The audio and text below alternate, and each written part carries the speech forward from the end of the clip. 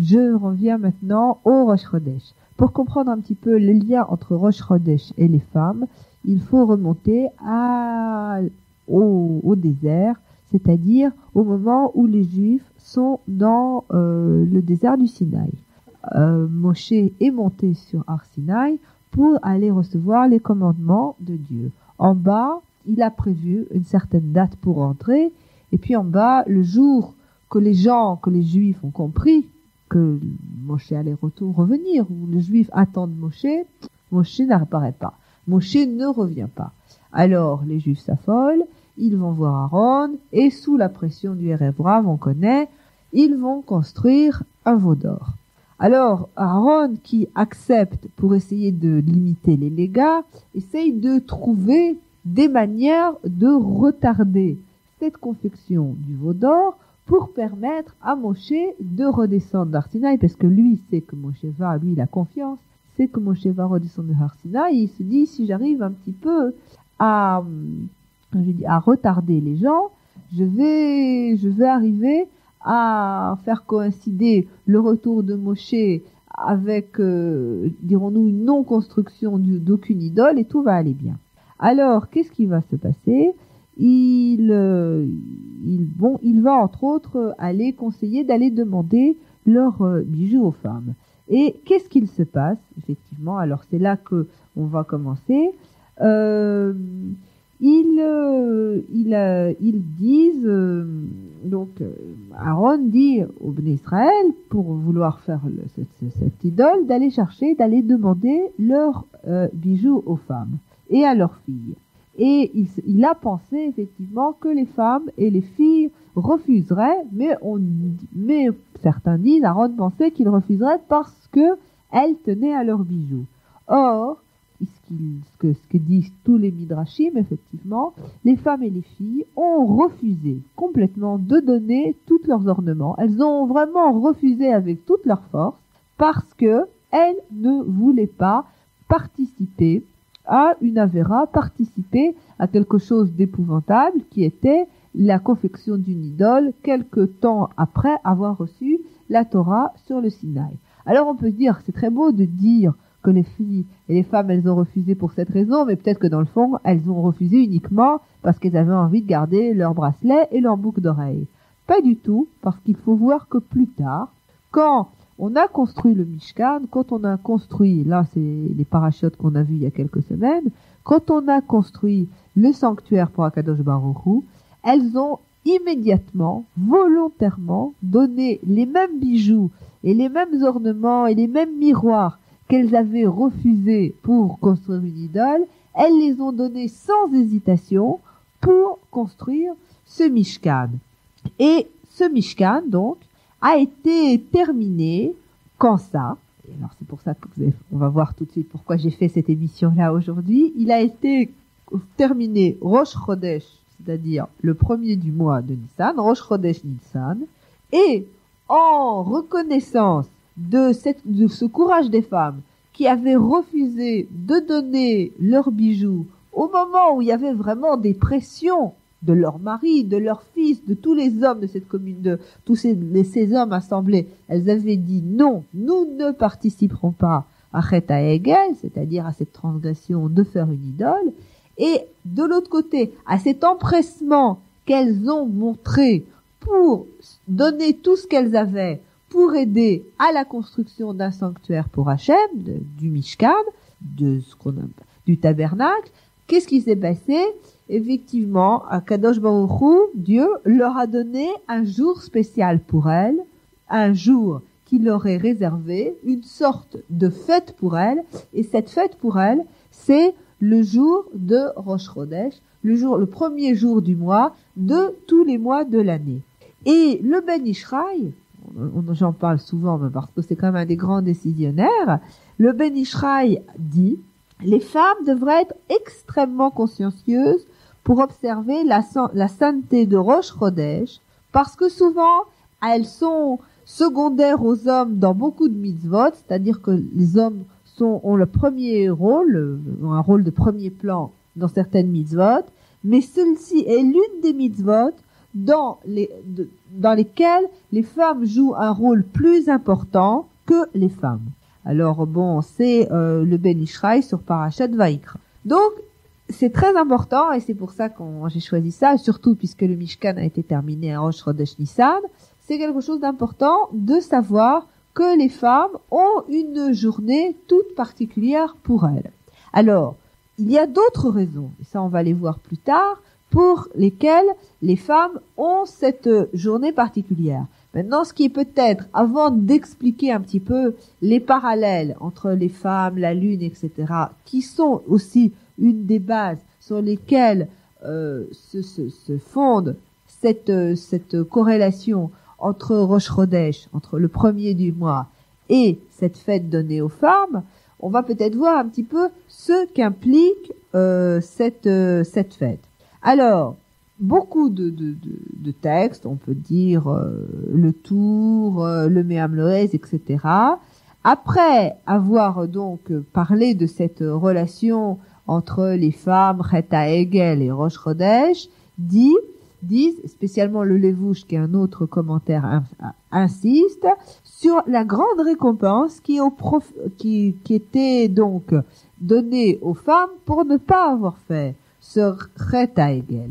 Et comment cela, dirons-nous, se traduit dans la pratique? Alors, il y a beaucoup de choses. Dans beaucoup de communautés, les femmes mettent des habits spéciaux, c'est-à-dire des habits de Yom Tov, des beaux habits, dans ces jours de Rosh Chodesh.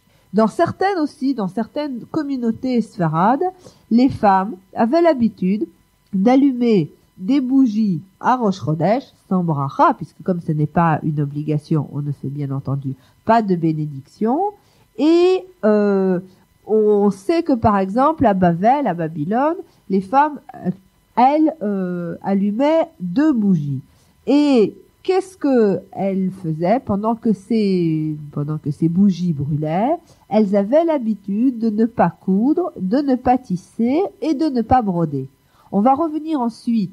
On va d'abord peut-être écouter une chanson et on va revenir ensuite sur ce que les femmes, entre guillemets, pourraient faire ou pourraient ne pas faire pour marquer ce Rosh Chodesh. Alors, on va voir maintenant un petit peu quel genre de choses elles peuvent faire ou ne pas faire. Ce qu'il faut quand même bien savoir quand on parle donc des femmes et de Rosh Chodesh, qu'il n'y a pas des obligations, c'est-à-dire que ce n'est pas des mitzvot au sens de commandement, c'est-à-dire que il n'y a pas une question de transgression ou de non-transgression, il y a plutôt là une question de minag ou de non-minag, c'est-à-dire qu'est-ce que on a l'habitude de faire dans une communauté et qu'est-ce qu'on a l'habitude de ne pas faire dans une communauté. Néanmoins, il y a quand même, dirons-nous, des règles de base. En général, les femmes avaient l'habitude, le jour de Rosh Chodesh, de ne pas faire, dirons-nous, les travaux quotidiens. C'est-à-dire coudre, filer, faire la lessive et le repassage. Elles se reposaient de ce genre de travaux. Bien entendu, elles pouvaient le faire si elles le voulaient, mais dirons-nous, c'était recommandé et elles avaient l'habitude souvent de ne pas le faire. La question s'est posée, est-ce que cela est valable quand Rosh Chodesh dure 2 jours? Puisqu'on sait qu'il y a des mois où le premier du mois, où le Rosh Chodesh, qu'on appelle Rosh Chodesh, qui est un jour spécial puisqu'on récite certaines prières, etc., dure une seule journée, et il y a des fois où ça dure 2 jours. Alors que faire? Est-ce qu'il faut juste faire ça le premier jour, ou est-ce qu'il faut prendre 2 jours de repos, de tranquillité et de vacances? Alors, la Mishnah Brura discute de cette question, et en général, ils disent que, bon, a priori, une femme doit suivre la coutume de sa communauté. Mais dit la Mishnah Brura, celle qui s'abstient de travailler, de faire tout ce qu'on vient d'énumérer le premier jour de Rosh Chodesh, devrait aussi, logiquement, ne pas le faire le deuxième jour, puisque, au niveau du calendrier, on est toujours dans, entre guillemets, le premier jour du mois. C'est-à-dire, il y a 2, entre guillemets, premiers jours du mois, même si c'est marqué 1 et 2 de tel mois. Mais on appelle toujours ça Rosh Chodesh, c'est-à-dire Rosh Chodesh, la tête du mois, c'est-à-dire le premier jour du mois. Donc, puisque, selon la logique, il y a 2 premiers jours du mois, dit la Mishnah Brura, elle devrait, si elle s'abstient déjà de faire tout ce qu'on vient de citer, elle devrait le faire les 2 jours. Mais, dit-il clairement, il faut s'en tenir au minhag, c'est-à-dire à la coutume de sa communauté. Alors, on va aller plus loin. Qu'est-ce qui se passe maintenant qu'il y a des choses modernes? C'est-à-dire, on va donner un exemple simple. Avant d'aller faire la lessive, c'était un gros travail. Il fallait prendre le linge, aller à la rivière ou des grands baquets, etc. Bon, on sait ce que c'était que les journées de lessive dans le temps. Maintenant, heureusement, il y a d'autres moyens. On ouvre la machine à laver, on appuie sur un bouton. Alors, est-ce qu'on peut encore dire que les femmes, elles vont pas faire la lessive le jour de Rosh Chodesh? Alors, en général, il y a pas mal de tchouvot qui vont dans ce sens, qui dit, si une femme a pris sur elle de ne pas laver, alors elle ne doit pas laver, même avec une machine à laver. C'est-à-dire que le problème n'est pas est-ce qu'elle va faire l'effort ou pas l'effort, elle a décidé, son minag ou ce qu'elle avait pris était de ne pas laver, donc elle ne devrait pas, en principe, laver, même avec une machine à laver, sauf bien entendu, si elle en a besoin. Alors, qu'est-ce qu'on peut se demander? On peut aussi se demander, est-ce que le mari, quel est le rôle du mari dans cette abstention de travail? Alors là aussi, ça a donné lieu à une grande littérature rabbinique, mais clairement, en général, il y a une ligne qui se détache, c'est qu'un homme ne peut pas demander à sa femme, un mari ne peut pas demander à sa femme de faire ses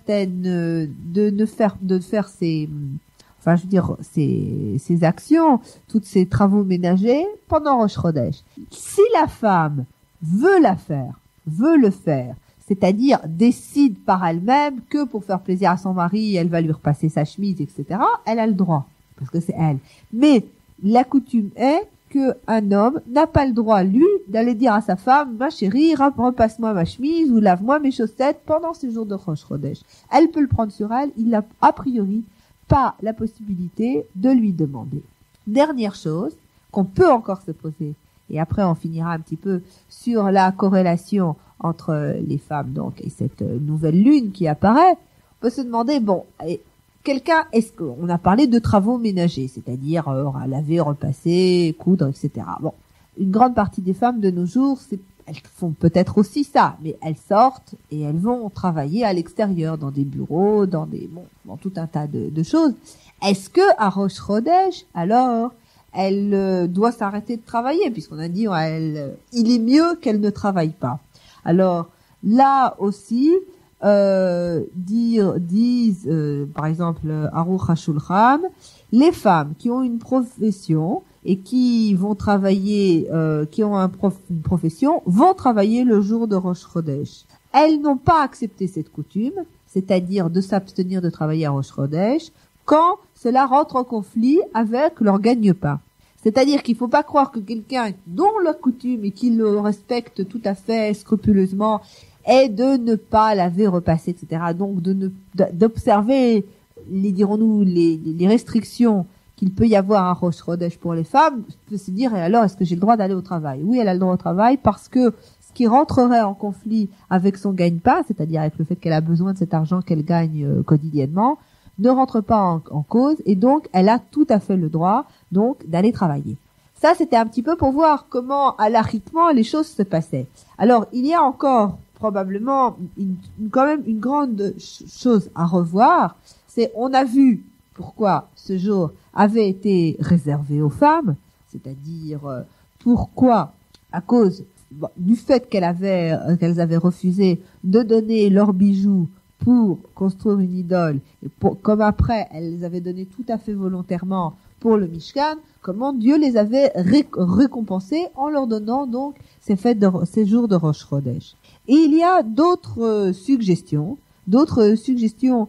pour ce minag, et une des suggestions de base est que il y a un parallèle. Il faut un petit peu revenir sur comment fonctionne le calendrier hébraïque. Vous savez que pour les mois, le calendrier fonctionne selon le cycle lunaire.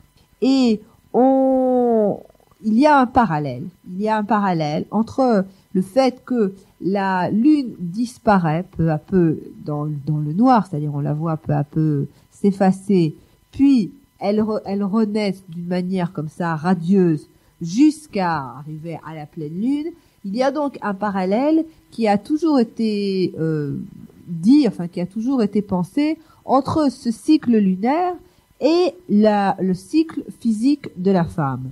Alors, durant en général plus d'un tiers du mois, en général, un homme et une femme n'ont pas de relation, un peu plus d'un tiers, au moins un tiers du mois, n'ont pas donc de relation entre eux, et le fait d'aller se tremper dans un mikvé, le fait d'aller se tremper dans un bain rituel est comparé à la renaissance pour une femme, et donc est mis en parallèle avec ce Rosh Chodesh où on voit entre guillemets la renaissance de la lune. Parce que qu'est-ce que c'est Rosh Chodesh? En quoi c'est le premier jour du mois? C'est le moment où la lune, après avoir disparu dans le firmament parce que, elle était peu à peu recouverte, va réapparaître, puisqu'on sait très bien que quand Beth Amikdash était, quand il y avait encore le Sanhedrin, Beth Amikdash, etc., le Rosh Chodesh n'était pas fixé d'avance. Il fallait que 2 témoins viennent témoigner devant le Sanhedrin pour dire on a vu la lune dans le ciel. Quand ils disaient on a vu la lune dans le ciel, le Sanhedrin annonçait le Rosh Chodesh de colline en colline dans tout Israël. On annonçait que c'était Rosh Chodesh, et donc ce moment de renaissance était ce moment où le mois commençait.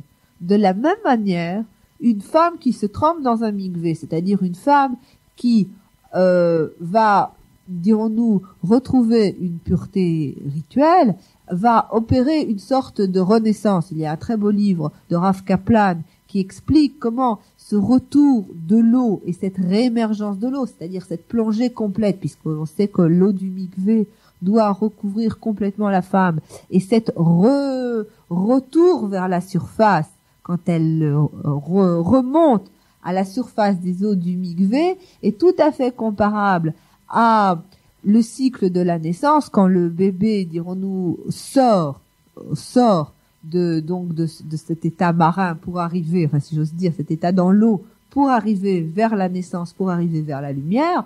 De la même manière, la femme qui sort du mikvé sort de cette,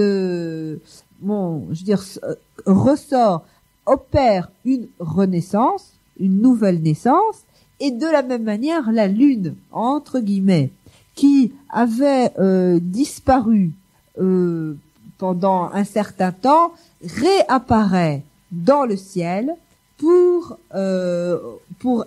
montrer, pour venir désigner aux Juifs le Rosh Chodesh, c'est-à-dire pour venir désigner aux Juifs le premier jour de leur mois. Donc, si on résume un petit peu, et puis on va après conclure, parce que comme j'ai dit, moi j'ai énormément de mal depuis que j'ai cette nouvelle émission d'une demi-heure, parce que je suis hyper bavarde et vraiment, je m'étouffe en essayant de cavaler, et je sais pas si je cours assez vite. Bon, Rosh Chodesh, c'est pour les femmes à cause du fait qu'elles ont refusé de donner les bijoux pour Chet HaEgel, du fait aussi qu'il y a toujours eu un parallèle entre elle et la lune. Et on sait effectivement qu'il y a un midrash qui raconte qu'au début, le soleil et la lune, ils avaient la même grandeur. Et que la lune est allée voir Akadosh Baruch Hu et lui a dit c'est pas possible qu'il y ait 2 rois pour la même couronne. Qu'Akadosh Baruch Hu lui a dit, étant donné que tu t'en es rendu compte, c'est toi qui vas être diminué. Néanmoins, quand Mashiach reviendra, tu retrouveras donc ta luminosité, et on dit effectivement que quand Mashiach reviendra, cette promotion de la lune va effectivement avoir des influences sur, pas la promotion de la femme parce qu'elle a une place géniale dans le judaïsme, mais sur une redéfinition de certaines choses. Et donc, cette parallèle qui a toujours été fait entre la lune et la femme se retrouve donc, encore une fois, au moment de Rosh Chodesh, où la lune renaît et qui rappelle que les femmes vont s'émerger dans les eaux du mikvé, qui rappelle effectivement que donc ce moment de Rosh Chodesh est un moment privilégié pour les femmes. Et puis, bien entendu, ce qu'il faut bien avoir à l'esprit, c'est les minagim. C'est qu'est-ce qu'on faisait ou qu'est-ce qu'on a fait dans la communauté pour marquer ce jour spécial qui est le jour du premier du mois. D'autant plus spécial, c'est que dans 2-3 jours, j'ai du mal à calculer 2 jours, non, demain soir, c'est Rosh Chodesh Nissan, et que donc c'est le moment où les femmes finalement ont vu leur pureté récompensée, c'est-à-dire où le Mishkan, le tabernacle auquel elles avaient tellement contribué volontairement en donnant leurs bijoux, a été inauguré. Voilà, c'est ce que je voulais dire sur Rosh Chodesh.